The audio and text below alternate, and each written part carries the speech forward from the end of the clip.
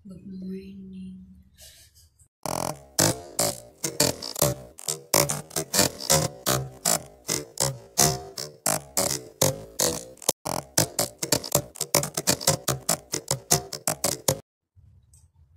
Magandang araw. Kakatapos ko lang maligo niyan. So ayun nga, i-share ko yung yung mga ginagawa ko dito bilang domestic helper dito sa Singapore. So mga 5 gising na ako niyan, maligo, prepare sa sarili, kumain, tapos pagkatapos sa sarili ko sa kanila naman, ayun, tapos yun, gisingin yung bata, tapos yun, pagkatapos wala na yung bata, maglinis sa mga rooms, tapos CR, para yung sa akin naman, kung like magmap ako sa mga living room, mga ganun. Ang ginagawa ko siya pagka yung walang tao sa living room, mga ganun, kung walang tao sa CR, mga ganun, sa umaga, depende. May may schedule ako, kaya lang dati nung bago lang ako, sinusunod ko siya, kaya lang nahihirapan ako kasi ayaw kong maglinis nang nandyan sila, ganon.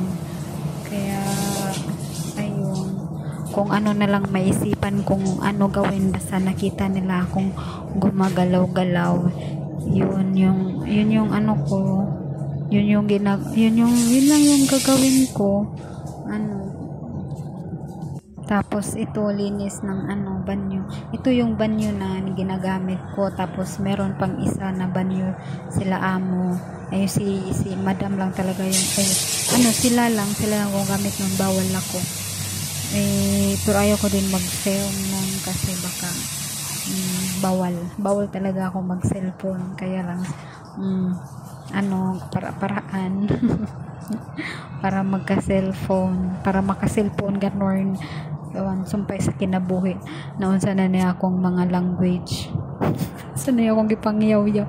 So ito yung amo ko kasi abogado, so marami siyang libro, nililinisan ko yan every Thursday. Hindi ba, sobrang dami yan, hindi pa yan yung nasa video, marami pa yan sa gilid. Ano ba to, na baliktad pala yung edit ko, bala na kayo kay kuan kapoy sa dugi, mali din. Ngayon ko lang na check nung nag voice over ako na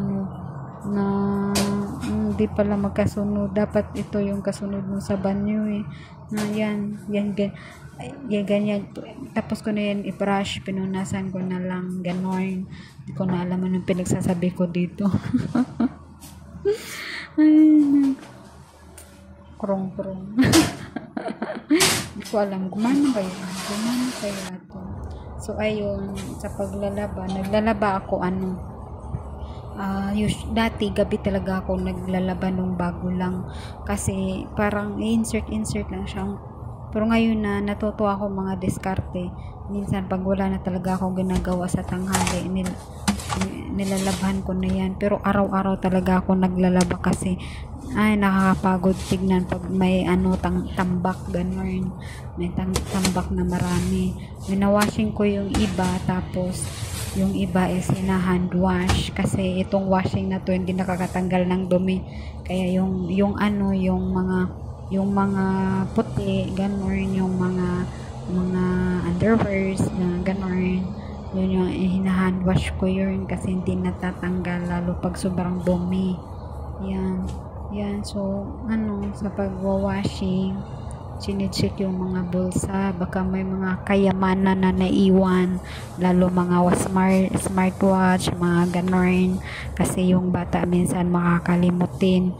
May isang beses yung smartwatch niya nakalimutan niya, nasa bulsa pala. Diyos ko, buti na lang talaga nag-check ako ng mga bulsa, kung hindi ang mahal nun. Diyos ko, magkano ba yun? Parang isang buwang sahod ko yun, nasa labahin na pala, nakalimutan niyang tanggalin. So buti na lang natanggal ko, kung hindi nako yun lang. Kaya dapat pag mag washing, check ang bulsa kasi baka nandun yung mga kayamanan nila. Tapos kahit sabihin nilang ano, yung ikaw pa rin yung sisisihin nila kasi syempre ikaw yung katulong. Obligasyon mo yun, I mean, parang trabaho mo yung gano'n na i-check lahat. Kasi kung hindi, kasalanan mo pa din. Gano'n. Ewan, di ko na alam kung nagsasabi ko. First time, ay hindi naman. Lagi naman, pero wala. Pero sana panoorin niyo to, 'di ba? Mahirap yung trabaho sa Singapore. Kasi sa case ko, nahiya ako magpahinga lalo pag nandito yung lola. Yan yung yan yung hinahandwash ko, uniform. O, diba? Bye-bye. Thanks for watching.